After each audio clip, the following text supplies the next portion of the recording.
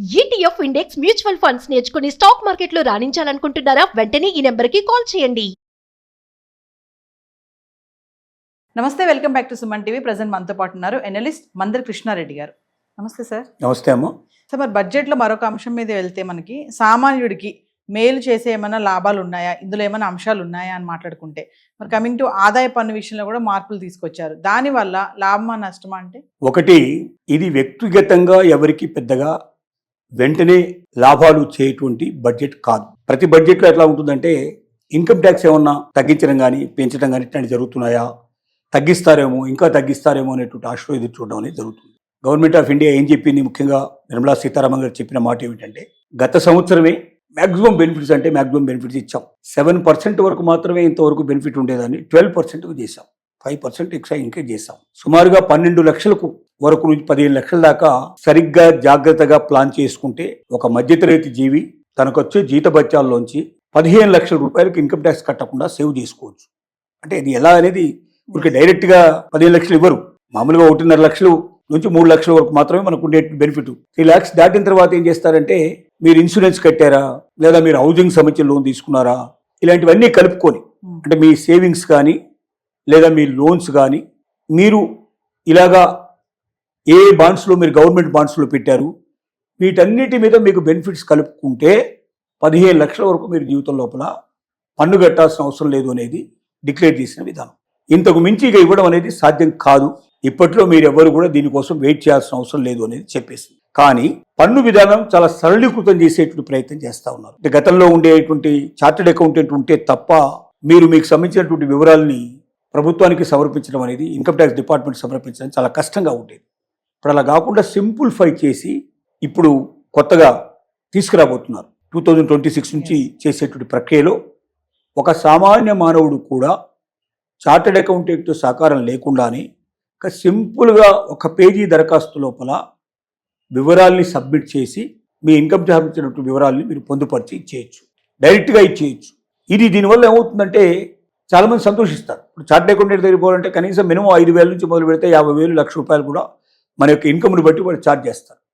ప్రతి సంవత్సరం compulsory submit చేయాల్సిందే, వాళ్ళ మీద డిపెండ్ కావాల్సింది, వాళ్ళు ఎప్పుడు రమ్మంటే అప్పుడు వెళ్లాల్సింది, వివరాలు ఇవ్వాల్సిందే, ఇలాంటివన్నీ జరుగుతున్నాయి. ఇప్పుడు వీటన్నిటికీ స్వస్తి చెప్తూ ఇంటి దగ్గర నుంచి కూడా అప్లోడ్ చేసి ఆన్లైన్లో పంపించగలిగేటువంటి విధానం చాలా సింప్లిఫై చేసి సింపుల్ సిస్టంలో తీసుకొచ్చే ప్రయత్నం చేస్తూ ఉన్నారు. అది ఒకటి, ఒక రకమైన బెనిఫిట్ లాంటిది. రెండోది ఏమిటంటే, ఎక్కువ మందిని ఇన్కమ్ ట్యాక్స్లోకి తీసుకొచ్చే ప్రయత్నం చేస్తూ ఉన్నారు. ఇప్పటిదాకా చాలా మంది తప్పించుకుంటున్నారు.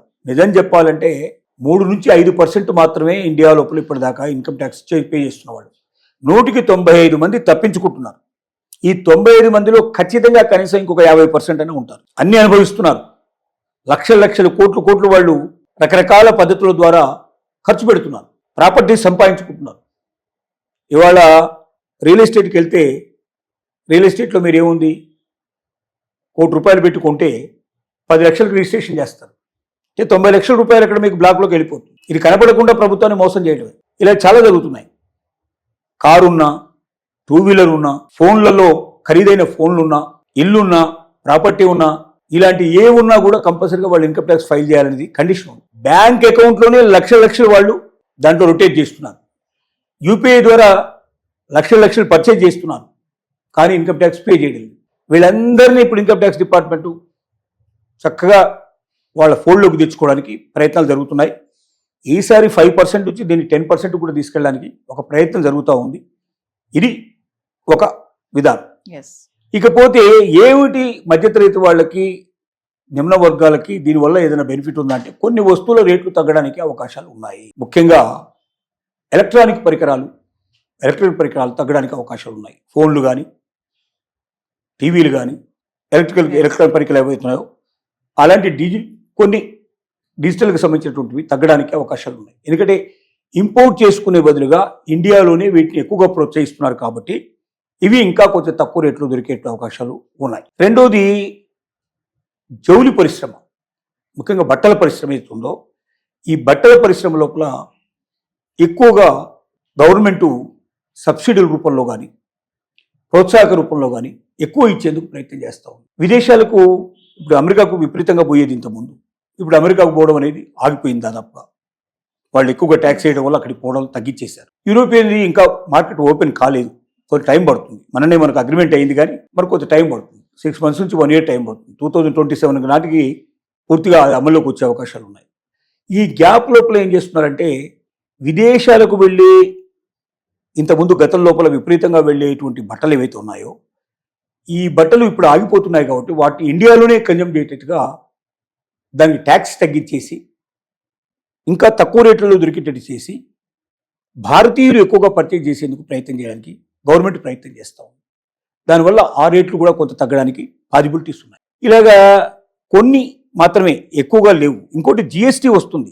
ఇప్పుడు జిఎస్టీ అనుమతి లేకుండా ఏ దానికి కూడా రేట్లు తగ్గించడానికి వీల్లేదు. ప్రాబబుల్గా ఇవి తగ్గడానికి ప్రయత్నం ఎందుకు జరుగుతుందంటే వీటికి గవర్నమెంట్ సబ్సిడీ ఇస్తుంది కాబట్టి దానివల్ల రేట్లు తగ్గే అవకాశాలు ఉన్నాయని మనం చెప్పడమే తప్ప ఆవరేజ్గా ఇంత తగ్గుతుంది, ఈ పర్సెంటేజ్ తగ్గుతుందని చెప్పడానికి ఇప్పుడు మన దగ్గర అవకాశం లేదు. ఎందుకంటే మళ్ళీ ఇది జిఎస్టీకి వెళ్ళాలి, జిఎస్టీ డిసైడ్ చేయాలి. జిఎస్టీ ఎప్పుడైతే కొన్ని అంచెలుగా మనకు స్లాబ్స్ 5% ఉంది, 12% ఉంది, ఇట్లాగా రకరకాల స్లాబ్స్ ఉన్నాయి. ఈ స్లాబ్స్ లోపలికి ఇది ఫిట్ అవుతుందా లేదని చెక్ చేసుకోవాలి. సో కాబట్టి ఇప్పుడు జిఎస్టీ తగ్గితే కానీ మనం రేటు తగ్గినట్టుగా మనం ఎక్కేస్తాం. కానీ జిఎస్టీ తగ్గకుండా కూడా రేట్ ఎట్లా తగ్గుతుందంటే మూల రేటు ఏదైతే ఉందో ఆ రేట్లోనే తగ్గించినప్పుడు ఆటోమేటిక్గా రేటు తగ్గే అవకాశాలు ఉంటాయి. కాబట్టి కొన్నిటికి పెరిగే అవకాశాలు కూడా ఉన్నాయి. ముఖ్యంగా పొగాకు పరిశ్రమకు సంబంధించినటువంటివి, లిక్కర్ పరిశ్రమకు సంబంధించినటువంటివి, విదేశీ కార్లు ఏవైతే ఉన్నాయో బాగా ఖరీదైన కార్లు, ఇలాంటి వాటి మీద అన్నిటి మీద రేట్లు పెరిగేటువంటి అవకాశాలు చాలా ఎక్కువ ఉన్నాయి. ఇక్కడ పొగాకు పరిశ్రమలో వచ్చేటువంటి మొత్తం పొగాకు ఉత్పత్తిని వీలైనంత వరకు ప్రజలు కొనకుండా ఉండాలనేది ఉద్దేశం.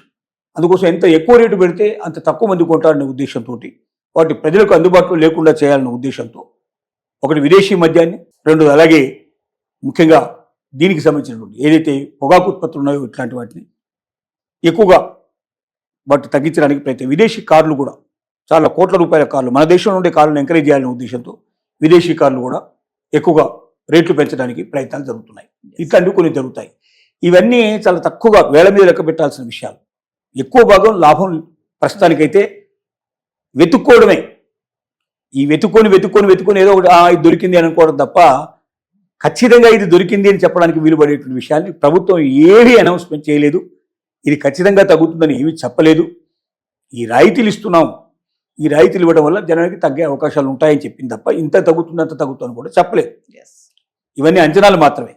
ఈ బడ్జెట్ ప్రజలకి, ముఖ్యంగా మధ్యతరగతి వాళ్ళకి, కింది నిమ్న వర్గాలకి ఏ రకమైనటువంటి లాభాన్ని వెంటనే ఇచ్చేటువంటి బడ్జెట్ కాదు. కానీ లాంగ్ రన్లో ఉంది. ఉద్యోగాలు దొరుకుతాయి, ఉపాధి దొరుకుతుంది, ఎక్కువ ఇండస్ట్రీస్ డెవలప్ అవడం వల్ల రేట్లు తగ్గుతాయి, వస్తువుల రేట్లు తగ్గే అవకాశాలు ఉన్నాయి, సేవల రేట్లు తగ్గే అవకాశాలు ఉన్నాయి, అందుబాటులోకి ఎక్కువ వచ్చే అవకాశాలు ఉన్నాయి. ఇలాంటి అనేక రకాలైనటువంటి అద్భుతాలు, లాభాలు చేకూర్చే బడ్జెటే. కానీ వెంటనే కాదు. ఫలాలు ఎలా అందుతాయో మనకు తెలియదు. కొన్ని సంవత్సరాల్లో అందొచ్చు, కొన్ని 5 ఏళ్లలో అందొచ్చు, కొన్ని 10 ఏళ్లలో అందొచ్చు. దానికోసం వేచి చూడాలి. ఇది పరిస్థితి. Thank you.